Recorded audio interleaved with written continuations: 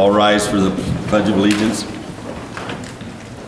pledge allegiance to the flag of the United States of America and to the republic for which it stands, one nation, under God, indivisible, with liberty and justice for all. Roll call, all members are present. We have the agenda. Is there any changes to the yes, agenda? remove 6A. 6A, Park Board report? We Okay. did not have the park board because of 1990. Okay. Is there any other changes? Council? Nope. Not, do we have a motion to approve the agenda with that, with 6A eliminated from it? So moved. We have a motion by Dave. Do I have a second? Second. Second by Heidi. Call the question. All those in favor signify by saying aye. Aye. Opposed? Motion carries 5 in favor, none against. Approval of the minutes. Approve the regular meeting minutes of the July 20th, 2016 meeting. You have them in your packet. Is there any changes, corrections, clarification? Hearing nothing, do I have a motion to approve those regular meeting minutes? I'll make the motion. We have a motion by Second. Diane, second by Dave. Call the question. All those in favor signify by saying aye. Aye. Opposed?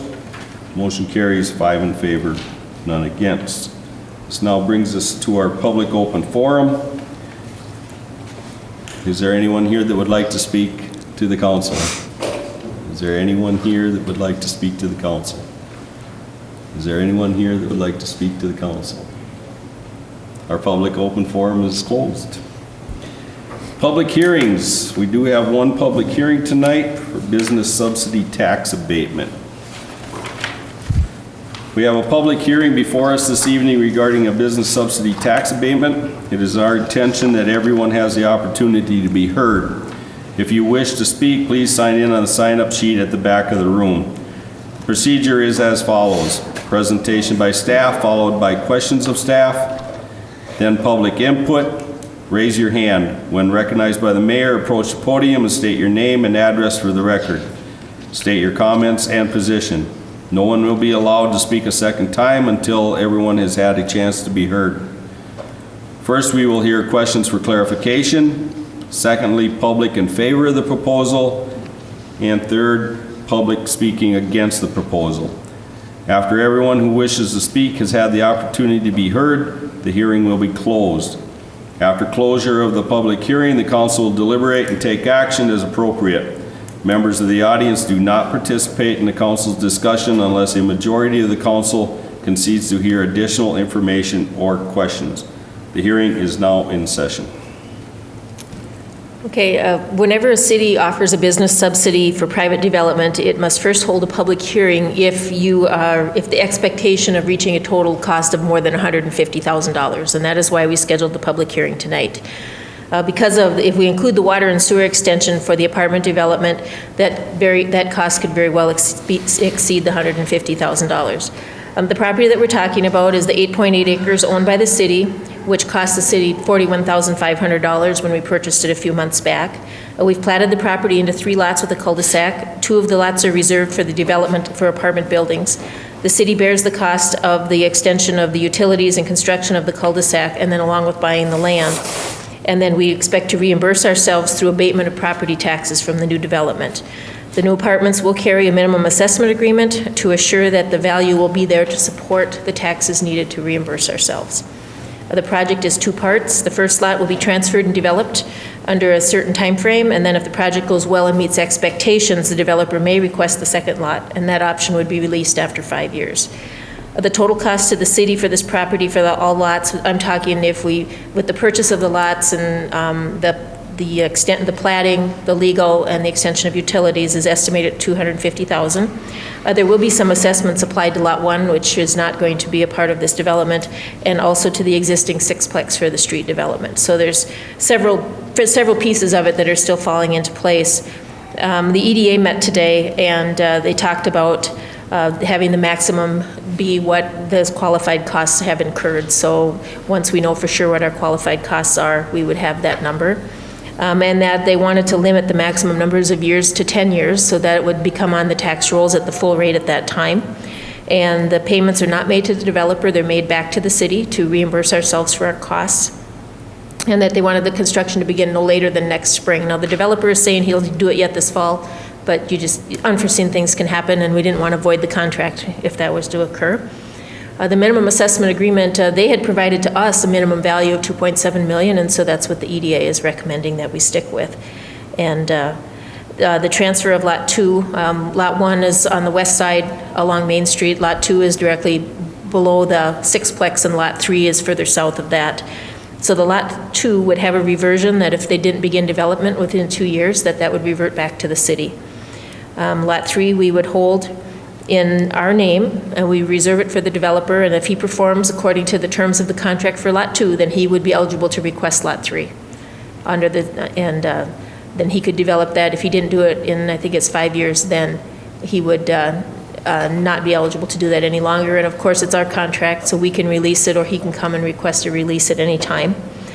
And they are requesting that it to include both the land and the costs or the assessments that would be attributable. And then the city would, so we would be in charge of the project to bring water and sewer to lots 1, 2, and 3, and then curb and gutter of the existing street that's there, and then build a cul-de-sac. So we're kind of bringing in part of an old project that didn't get completed into this project to try to get that done. And one of the other parts that's in there is, in the proposal, is to extend the water main down through the property via easement and back out to Main to help with getting a loop of water back down to where Fairway Pines is. So that's kind of the gist of it. And as I said, these are the kinds of costs that we would be expecting to be reimbursed through their payment of property taxes. It would only be the city share, it would not be the school, would not be the county, would not be the watershed. We would just dedicate the taxes that we would otherwise receive back as a way to make this project happen. And that was their request when they came in, and we're trying to figure out a way to make this happen. Otherwise, it could sit there for 10 years as a field and not generate the revenue. In this scenario, the revenue would come back to reimburse us for costs, so the general fund wouldn't see that until that is repaid, and then that money would come back to the general fund in future years. So that's kind of the long and the short, and a kind of quick recap of what the project entails. But this is something that has to be done in a public hearing, because the public has the right to comment on whether they believe this is a wise use. Some people believe a project would happen anyway, and so just let it happen and collect the taxes up front. Others believe you need to do some kind of incentive such as this to make a project happen. So that's kind of where we're at. Questions? Comments? What is the tax amount expected to be per year? To the city, it would be $16,000. All right, so in order to cover $250,000 worth of cost, we will not be really seeing any benefit to the city coffers for 15 years or so. They want to cap it at 10. Okay, So then there may be, and we don't know, if they build the second building right away, then, within that 10 years, then that 16 is going to be bumped up by whatever the new building brings in as well. all right. So then that would, 16,000 is for the first building? yes. Okay, so a second building would also increase the The second amount building going in. then would increase that as well, because we would All right. amend the contract then to bring that building in at that time that we transferred the property to them. All right, so irregardless, if you cap it at 10 years. 10 years would end it. We'll begin collecting property taxes, same amount of money anyway, We just wouldn't And be we'll giving still it be back to the behind. EDA. and you won't what? But then it would come back to the general fund instead of back to the EDA. Okay. That would be the only difference. Where's the $250,000 coming from? That is in Fund 412 that the EDA has for development. The original source of that fund money, it goes way back many years, so it's All right. actually rooted in TIF dollars. All right, so the EDA already has that money Correct. sitting around anyway. All right.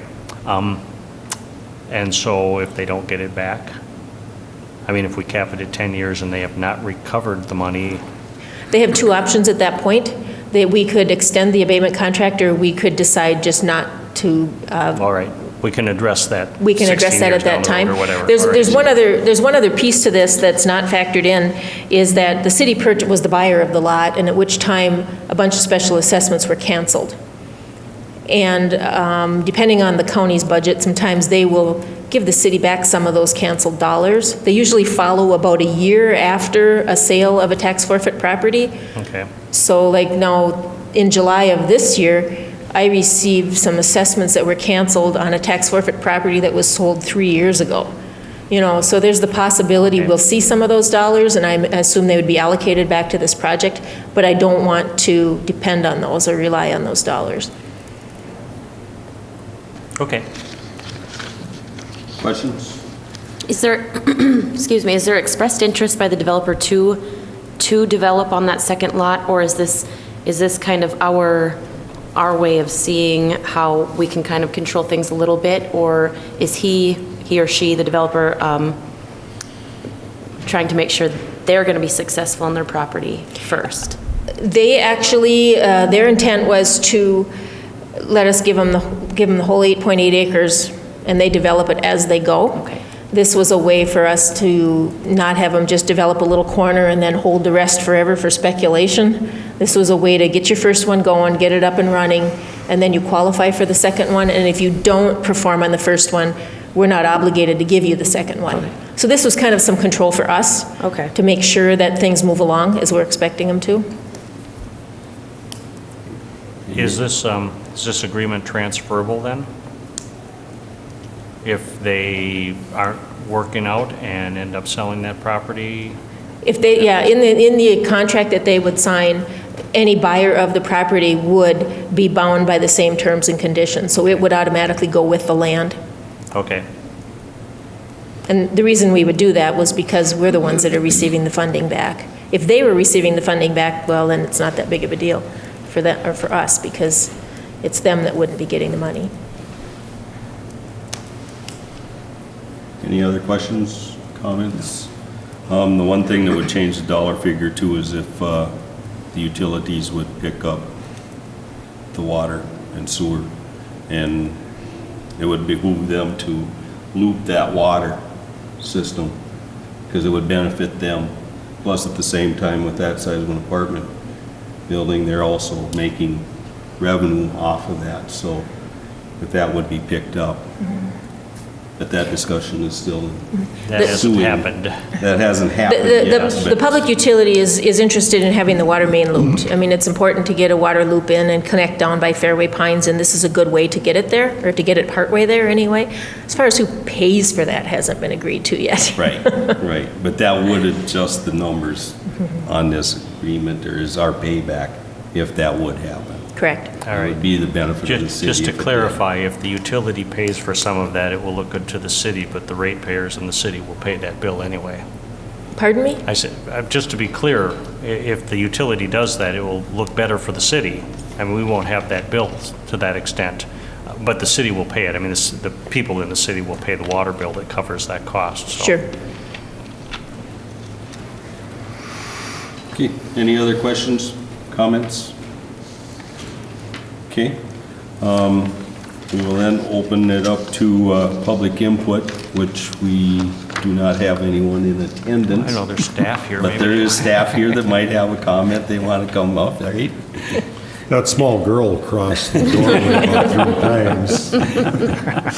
Well, go get her, Keith. Tell her she's up. She was waiting for, So I will call for it, him. I will call the question 3 times. Is there anyone here that would like to speak in favor or against the proposal? Is there anyone here that would like to speak in favor or against the proposal? Is there anyone here that would like to speak in favor or against the proposal?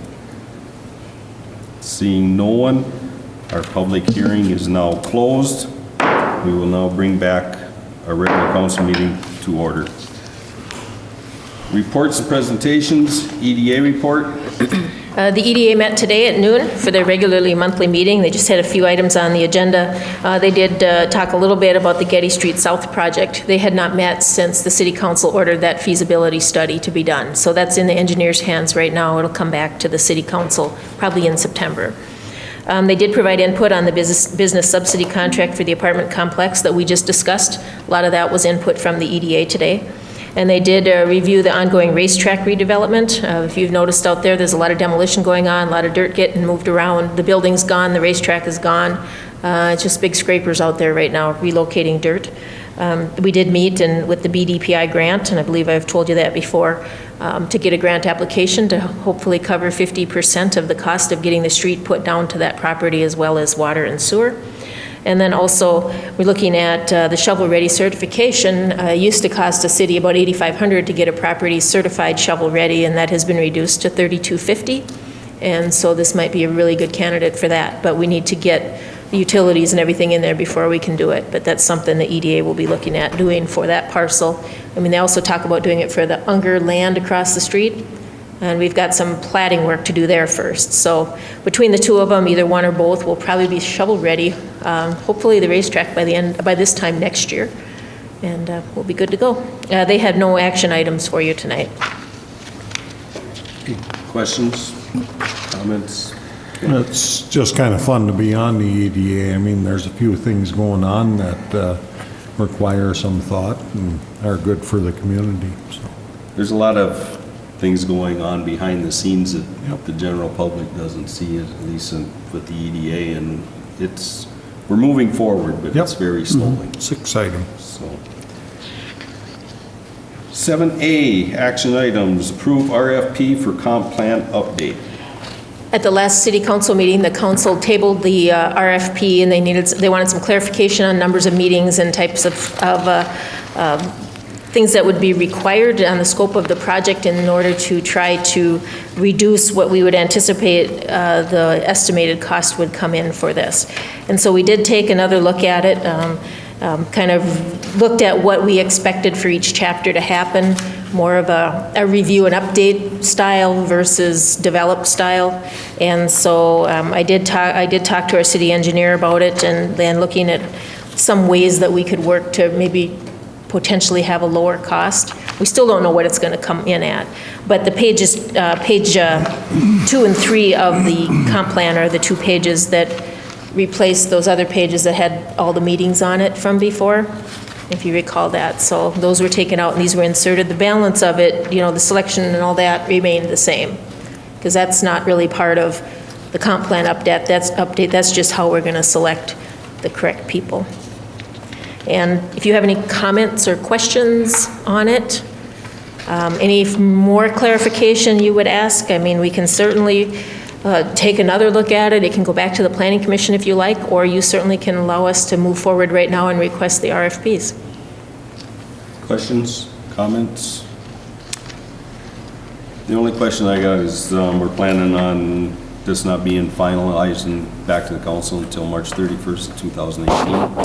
A comp plan's usually about an 18-month project. Okay. So we gave it a little extra time. It was the end of 2017, but it's already, it's going to be September, October, November before we start, and that's only going to give us a year or just over a year. And so we added a few months on there just to make sure we didn't want it rushed. And there's times that meetings are going to get canceled and rescheduled, and it doesn't always work as seamlessly as you think it would. So we put some buffer in there. Okay, any other questions or comments? Hearing none. We have a motion to approve the comp plan update, or approve the RFP for the comp plan update. So moved. We have a motion by Dave. Do we have a second? I'll second. Second by Heidi. Any other questions or comments? I appreciate your work on this, Sarah. Yes. Call a question. All those in favor signify by saying aye. Aye. Opposed? Motion carries 5 in favor, none against. Approved budget for aquatic weed management. You did get an update on your desk tonight, and what it is the results of the meeting from Saturday, July 30th. Council members Warren and Diane attended that meeting with the Big Sauk Lake Association. The recommendation is that we apply for spraying the entire 99.2 acres that was outlined in the report. The spray activities cost is $33,078.24, and then also the 2017 weed survey is budgeted in there for a total budgeted expenses of $41,578.24. The Sauk Lake Association is going to apply for the DNR grant. One year we were successful, one year we weren't, on helping defray costs. And it's also understood that when next spring comes around, that's when the number finally gets determined. And the two of you were at the meeting. I don't know if you want to provide some input on how they arrived at the budget, but then I also included the updated budget for you as well, which has that at the very end, the schedule of costs. And so what the recommendation or what they're requesting is that the city council approve this budget and allow us to forward this to the watershed for inclusion in their 2017 budget. Questions? The only thing I've got is, does it pay to do a study the next year, or is this, it does? Okay.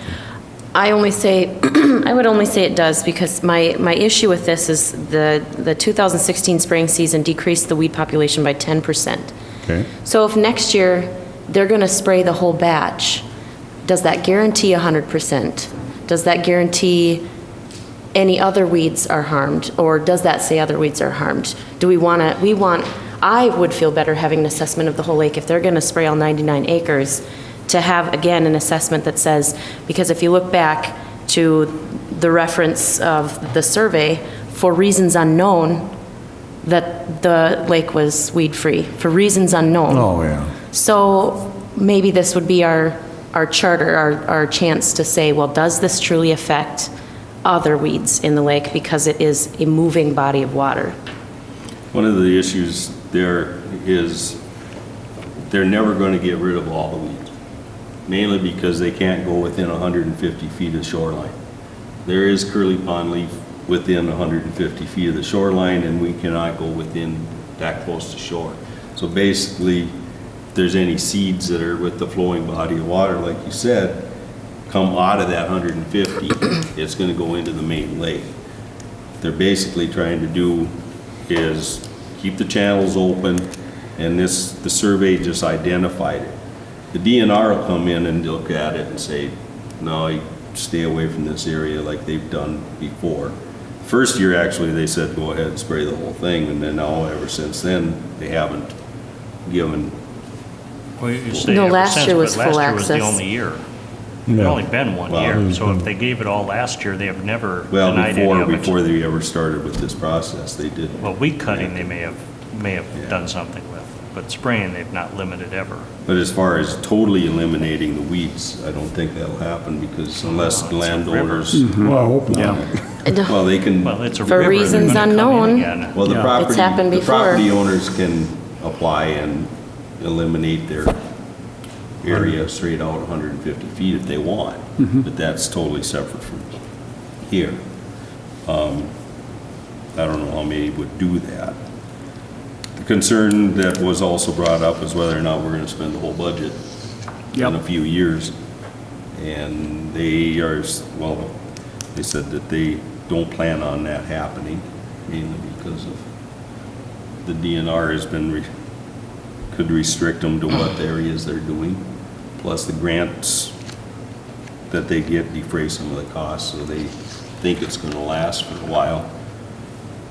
But as long as this is what the original, So 99.2 is all of the areas that were not 150 feet from shore that were tagged. right, originally, first original survey that was done included everything, even inside the 150, and that got changed.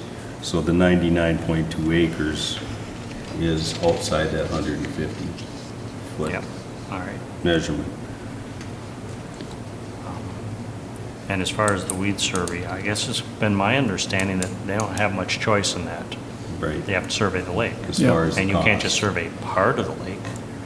And one of the items that I had brought up is with that survey yearly, that they're doing it, if they, $8,500 is a lot of money to get a weed survey. Well, I think this, if it's gonna stay with the same consultant, that they come in and they lay an overlay, have a PowerPoint with an overlay on us and See show if us we're that getting what any. we're doing each year is actually making an effect. They should be able to do that. Yeah. Rather than us lay 3-4 maps out in front of us and go, yep, that's what it looked like then, this is what it is now. Yep. And we try to delineate for the amount of money they're getting paid, they should be doing that for us. Well, Yeah. we Well, I'm should just see that wondering, because come. the curly leaf pondweed, the actual flowering stage is in the late fall, if I'm not Well, mistaken. they spray early in the spring because it comes up first. Right, Yep. So they Yep. can kill it before other things start growing. Okay, right. that's what they're hoping to do. That's what they hope to do, is that Okay. grows first, and that's why they have a narrow window in the spring. Okay. They have to get it before anything else comes up. Right. Thank you. Any other questions or comments? Concerns? Well, I still have the concern that we're spraying poisons into our lake. Yeah. But As do I. I don't water my garden out of the lake after this, so. So, do I have a motion to approve the budget as recommended by the committee? I'll make the motion. We have a motion by Diane. Do we have a second? I will second that. A second by Keith. Any other questions, comments? You know, the only comment I'm gonna make is, yeah, we saw a 10% decrease in the lake, but it may not have been where they sprayed, and we should know that. Yeah, and that's part of the reason Yep. I mentioned the survey. So- They need to be able Let's- to prove that, Yep. rather than just hand us a Yep, survey each year and say, this is it. You know, we're not certain we're making any And headway. let's make sure we see that next year. Right, yeah, and that was a request. Yep. I think Diane can Yep. vouch for me. Yep. That's what we requested. We did. the way that They do that, so. Any other comments? We're approving the budget, but do we still have to approve whether or not they spray? No. We approved that last year. That came to, Last year was the first time around that we approved anything, but we have to approve the A year budget. in We have to advance. approve what we're allowing them to spray next year. We're doing that now. We won't be asked about the spraying. We'll approve it now. As we approved this year's spraying last year, based on the survey. and that's kind of why I'm asking, why aren't we able to approve additional years of I think the budget spraying? schedules at the watershed Well, are I think different. I can probably answer that too, because they don't know what they're going to spray until they do a survey. And the DNR, by the time they get the survey back and get approval for spraying, It'll there be is no time for us to react to that. It has to be approved. It's got to be done early spring. Because, yeah, they do the survey early in the spring and then where they find it, and the DNR approved spraying. There's no time for that to run So through the us. only options that will ever come to table is budget Right, regarding this? Yes. Okay. yeah. Any other questions, comments? We have a motion and a second. Call the question. All those in favor signify by saying aye. Aye. Opposed? Aye. Abstentions? Motion carries 4 in favor, 1 against. Thank you. 7C, CVB board members. At the July 13th CVB meeting, Sarah Weber submitted her resignation from the CVB board. She just said she was unable to devote the amount of time that was necessary to it, and she served the at-large position. In addition, Pam Borgman, who served in the hospitality position, resigned hers because she accepted the position of CVB director. And also, Andrea Kerfeld was on the board as a member of the chamber, and she's no longer with the chamber. So we technically have 3 open spots. Jeez. All at one time. However, Jennifer Nelson, who is the new chamber director, is expected probably to fill the chamber position, or some other member, some other representative of the chamber. So we would really have 2 positions available, an at-large position and a position for the lodging or hospitality industry. And so what we want to do tonight is just accept the resignations from the CVB board and authorize to go out and solicit people to fill those positions, and they'll be appointed at a subsequent meeting. Questions, comments? Heidi, the CVB rep? I am. Okay. Any concerns? I think there's interest just coming in.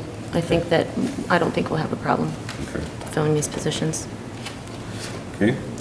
Do I have a motion to accept the resignations from the CVB board and go after seek people for the new position. Get that spit on there. So moved. We have a motion by Dave. Do I have a second? Second. Second by Heidi. Call the question. All those in favor signify by saying aye. Aye. Opposed? Motion carries 5 in favor, none against. Approved terms of business subsidy and authorized prep of final contract. This is the same information that I just outlined in the public hearing. What this is actually authorizing us to move forward and develop that final contract with these terms, which was, of course, the total was the qualified costs incurred, maximum of 10 years. The payments come back to the EDA as reimbursement. Construction to begin no later than June 1st. Minimum assessment agreement of $2.7 million. We transfer the first lot with a reversion clause, and for 2 years, if they don't develop, it comes back to the city. Lot 3 gets held in our name for 5 years, at which time they can request that lot for a second building. The transfer of the property does include land and assessments, and that the city is the one that's going to arrange for getting the water, sewer, road, cul-de-sac, and everything completed. So that's kind of the outline of the terms. There'll be, you know, the other legalese type things that'll come back to you when you see that final contract at the next meeting. But right now, I just wanted some input on the terms themselves so we can get those incorporated into the contract. And then you'll see the full picture or the full contract at the next meeting. Questions? Comments? Now that you see the 9 things listed in the terms and conditions, does any concerns arise or anything that you could see? Okay. Do I have a motion to approve the terms and authorize final development of the contract? So moved. Motion by Heidi. Do I have a second? I'll second. Second by Diane. Any questions, comments? Call the question. All those in favor signify by saying aye. Aye. Opposed? Motion carries 5 in favor, none against. Unfinished business, Oak Street update. If any of you have been paying any attention, things are moving right along out on Oak Street. Most of it's been going pretty good. The sidewalk work is all in. We do have one comment on the sidewalks here in a minute, and I'll bring Matt in on that, on a final part there. Most of that was done last week, but they did finish it up today. They did put the aggregate in the roadway today, so we're expecting the first lift of asphalt tomorrow. So it'll look completely different, and then they've got the restoration and all that has to happen yet. We did last week have one little flurry of activity. We found a 2,000-gallon fuel oil barrel under the sidewalk in front of the Sassy's building. So now we had the MPCA and the testing people, and Raleigh's was here from the fuel, and we had just there was probably 20, 30 people out there running around trying to figure that out. And so we worked with the MPCA, and everybody got that out, got it done, got it taken care of. It's going to cost us about $10,000, and we won't be eligible for state funding because you have to get all that and arranged ahead of time, and that would have delayed the project by a month. And so we made the call not to delay the project in anticipation of a grant of half of that. So it had been a $5,000 grant. There was petroleum actually still in the tank, so that had to be pumped out. And I don't know, Matt, are you still in custody of the dirt and the petroleum? We never took custody of it. You didn't take it, okay. They weren't too sure. They had it in a trailer, and it had to be tested, and it couldn't go to the landfill till they knew what kind of petroleum it was, and so we kind of had to watch what was going to happen with that. But all in all, I think it went pretty good. Everybody got a little panicky at first when you start finding those kinds of things out there. It was still intact, everything was, Yep. okay. It was really rusty, but it was still intact. When they started working on the sidewalk is when they discovered it. We didn't even find it when we were working on the street. It was when they came down the road digging for the sidewalk is where it occurred, so. But we'll have final restoration will start pretty quick. So we did have one thing we wanted to bring up on this, and it is the corner of Oak and 2nd. And Warren has the aerial right there. We have 68 feet of sidewalk there, and it's the only sidewalk, I believe, on 2nd Street. And it goes to nowhere. It goes to an electric pole and up some electric utilities. So we have to take out a few more sections in order to get the grade back to Oak Street. So now we've taken about half of the sidewalk out, and the question is, should we just remove the sidewalk and be done with it? Or should we remove those sections and get new sidewalk poured? That's kind of the question that's in front of us this evening. And the problem is the grading, because the new road is lower in that location than the old road was. One of the things is basically that's the only sidewalk other than one small stretch of sidewalk in front of the church on Second Street on that both sides of the whole street. So basically it's a sidewalk that goes to nowhere. One of the things is do we eliminate it? Because then whenever we do a reconstruct of Second Street in the future, we're probably gonna put sidewalks down both sides then, at that time. I would think, because I think what we decided anytime we got new development or reconstruct, we automatically do that. Or we take it out and be done with it, or do we leave it and say, when we do a reconstruct, I don't know how many years from now that could happen, then we address that problem. But for right now, we gotta address the grade of that, because we gotta take out over half that sidewalk just to correct it, bring it, because then it's gonna be a pretty steep slope. And technically, the sidewalk itself, when you look at the project plans, it's kind of outside the scope of it. It was fix the one on Oak Street and tie it in. Well, we can't tie it in. It's too steep for ADA. No. To get, you know, you have to keep going back and back and back to get the ADA slope, correct? I don't know. That I don't know. My first initial instinct is we just remove it and be done with it, let it put back to grass, and, because I don't know, it could be 10 years, 15 years before Second Street ever gets. I would tend to agree, you know, with all the impervious problem, or, Yeah, yeah, I think restoring it to a green state, I think would be fine. Because basically, it's the only section of sidewalk, like I said, other than that short stretch in front of the church. And when we did 4th Street with the sewer project, we stopped the sidewalks at Ash, we didn't extend it down to East Street from Ash's. We didn't put sidewalks in on that stretch, so this one here, I would think, would make about the same amount of sense. yeah. It's tough to judge. Yeah. But if you don't want to put the sidewalk in, you're telling everybody walking there to walk in the street. Right. And that's an industrial area. There'll be true, plenty of yeah. trucks running around there. I don't want to put them in the street. I'd say the sidewalk goes back. The only concern that I've got there is, right now, they can walk that sidewalk until they run into that warehouse. Then they're in the realize that street they're anyway. kind Yeah. of squeezed out, Three-fourths of the block, you're gonna walk in the street, whether that sidewalk's there or not. or whatever access is back on those buildings. Right, and usually there's There's trucks parked along oftentimes there. trucks and parked there, yeah. You can't get around here, so you're walking away on the street Yeah, anyway. So regardless of the sidewalk is there or not, we're pushing them into the street yeah, well, after 100 feet. yeah, I'm still not interested in pushing them in the street. Okay. Everyone understands the situation? Okay. You want a motion, or? Well, look, I probably should, because I find I'm not getting a consensus, so Right. maybe I should get a motion. Okay. I'll make a motion that we take the sidewalk out then. Okay, we have a motion by Diane, do we have a second?